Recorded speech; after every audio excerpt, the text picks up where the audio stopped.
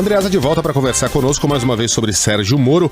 Na sexta-feira ou foi no sábado, Carla? Foi no sábado, né? A gente gravou o nosso tutorial. No sábado. É o programa que é apresentado por mim, por Carla Bigato, por Caio Rocha e Ellen Brown no Facebook da Band News FM da Rádio Bandeirantes. E eu opinava ali que naquele dia estava nascendo um novo Sérgio Moro. O Sérgio Moro explicitamente político. Não mais o ex-juiz disposto a sacrificar a própria carreira em nome do combate à corrupção e de um Brasil não político. Agora temos um Moro declaradamente político. Ninguém imagina o Moro hoje preenchendo um formulário na Cato para buscar entrevista de emprego. O que você imagina a partir de agora de Sérgio Moro como agente político declarado, Andreasa? Bem-vindo de volta. Megali, o Moro é agente político há muito tempo, né?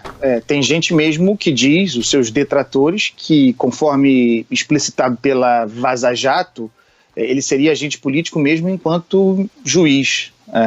De toda maneira, oficialmente, ele se torna político quando aceita o cargo de ministro da Justiça, né? Ali existe o ex-juiz definitivamente e a abertura de uma carreira política.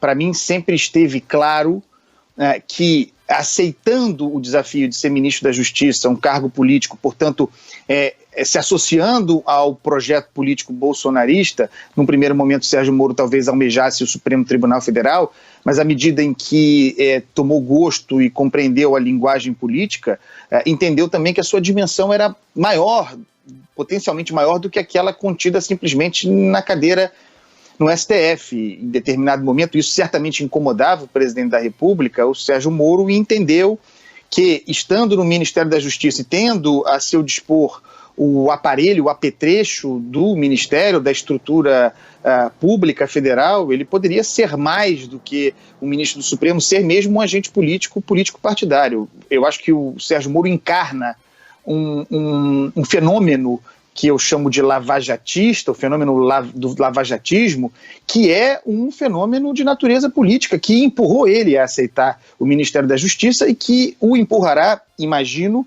a se filiar a um partido. Já está dado, a rigor o convite está feito.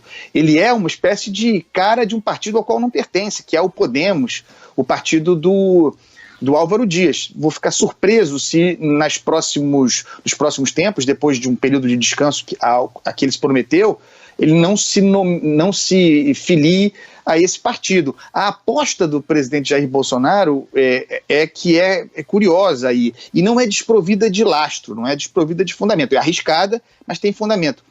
O presidente avalia que Moro, ao deixar o governo, saia da luz, né? Nós temos um juiz que, em função de comandar a 13ª Vara de Curitiba, teve todas as vitrines e luzes e palanques possíveis para se promover, com méritos próprios, mas se promover. Depois, mudando de lugar, mas ainda no platô, no patamar do Estado, da máquina pública, como ministro da Justiça também, portanto, na ribalta, se fez assim.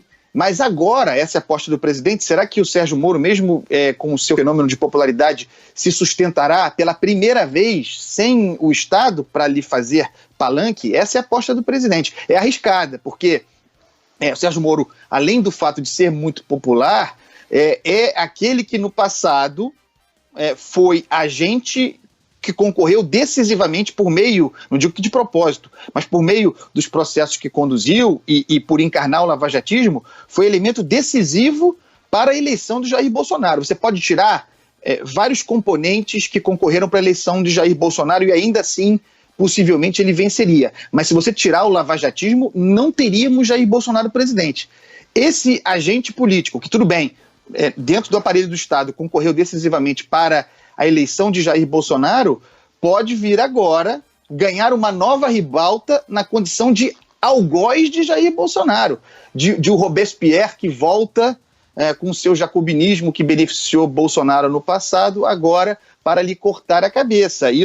Para isso não faltará quem lhe dê palanque, Luiz Megali. Andreasa, eu queria que você comentasse os protestos que nós observamos nas principais capitais mais uma vez, com menos gente, né? Eu opinei mais cedo aqui na abertura do noticiário de que se esses protestos até a semana anterior ainda tinha um verniz pró-volta à normalidade, anti-isolamento. Esse verniz foi completamente retirado e o que ficou foi o recheio do golpismo, da antidemocracia. Ora, se uma manifestação com 50 pessoas tem 10 faixas, aliás, todas com o mesmo design, parecendo ter sido produzidas exatamente no mesmo lugar, com a mesma fonte, o mesmo tipo de material, alguém está instrumentalizando essa gente.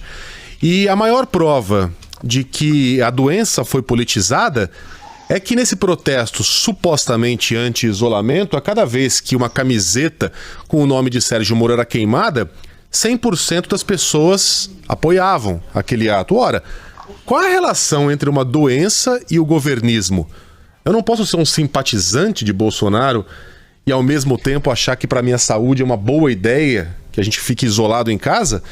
Eu não posso ser um detrator do presidente, mas entender que o isolamento não é a melhor alternativa, mas não. Esses protestos anti-isolamento, coincidentemente, só reúnem governistas. Me parece que esse verniz foi retirado e agora temos manifestações declaradamente antidemocráticas aqui no Brasil, Andreasa. Já eram, né? Mas agora me parece que retiraram a fantasia.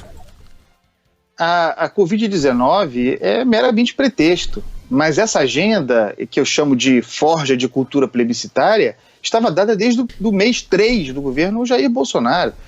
Ao longo desse período, desses quase 16 meses, praticamente a cada mês houve convocação chancelada pelo presidente da República por seus apoiadores, convocação para manifestações de hostilidade às instituições.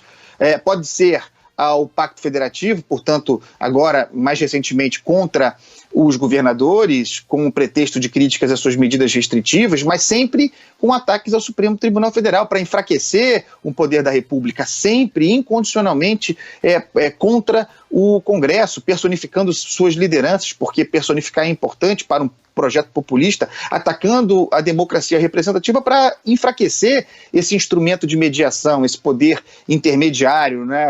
Tem um projeto de submissão bolsonarista em curso. Então, a Covid-19 só faz realçar a estupidez individual de quem se coloca em risco.